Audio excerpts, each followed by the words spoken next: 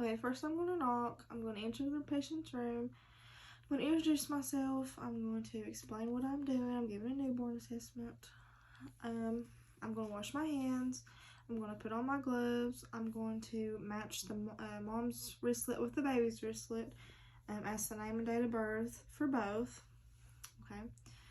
Now I'm going to listen to apical pulse rate for 1 whole minute. It needs to be from 110 to 160. Okay, it was 150. Okay, now I'm going to listen to the lung sounds while the baby is quiet. It's going to be in the 5 spots. It's going to be right, left, right, left, right. And I'm going to flip the baby over and do the back of the sounds. Right. Okay.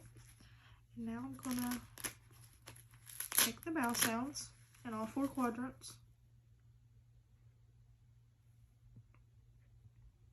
Okay. Everything is present in all regions. That's what I have to listen to.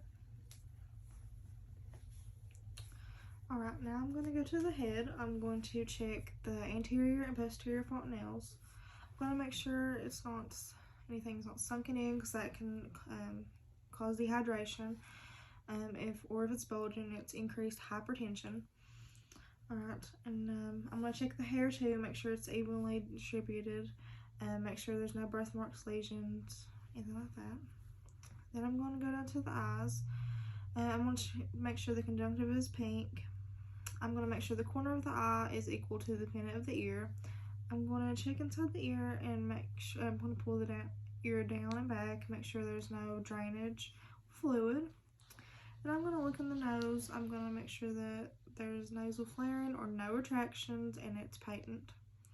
I'm going to check into the mouth. I'm going to make sure that mucous membranes are pink, intact, and clear.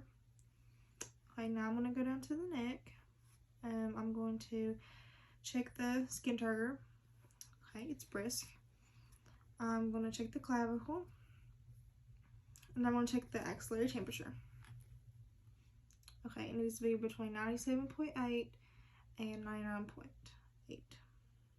Alright, it's 98, so it's good. Okay, I'm going to check to make sure there's no respiratory distress. I'm going to make sure the chest and the abdomen are equal in rise. I'm going to check the capillary refill and the brachial pulses. Okay.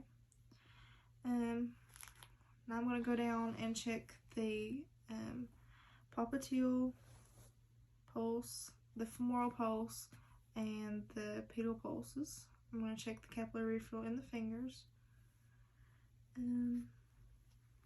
Okay. Now I'm going to palpate the abdomen, make sure it's not distended and soft, which it is.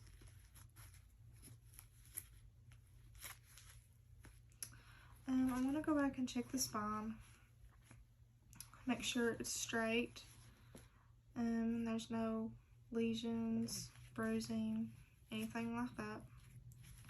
Alright. I'm going to change my gloves, wash my hands. I'm going to go check the genitalia. Alright. He's had a circumcision, so we're just going to make sure that there's no trickling blood. There can be a little blood and a little swelling, but as long as it's just dried and just not trickling, then it should be fine. And on the gauze, if it was bleeding, then we just apply gentle pressure with the gauze. If it was a girl, we check the labia, just make sure there's no bleeding or anything abnormal with that. Now we're going to check the anus. I'll flip the baby over.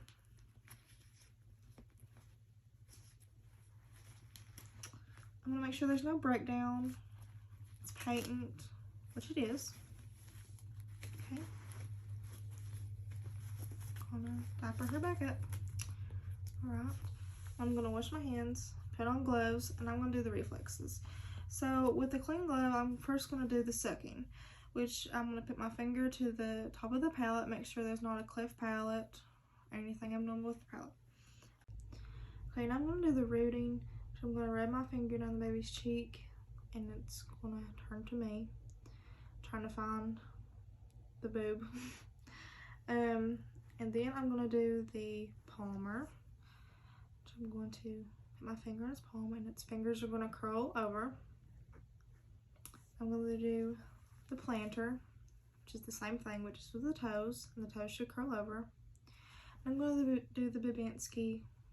I'll rub my finger up, and the toes should flare up. And then I'm going to do the tonic, which is I will turn the baby's head, and then its arms should flare up. Okay. Then I'll do the stepping, which if I hold the baby up, the baby should like take a few steps. And then I would do the Moro, which I tap the baby's crib and its arms should flare out like I startled it. Okay, I'm going to wash my hands and remove my gloves. Now I'm going to just ask the mom a few questions. Ask if the baby had had its first meconium stool within the first 24 hours. And make sure it's had a urine. Just to let her know that the baby should have 6 to 8 wet or dirty diapers a day. Ask her to describe the urine, all its characteristics, the bowel movements, and then if she has any questions, then I'm going to go wash my hands and document my assessment.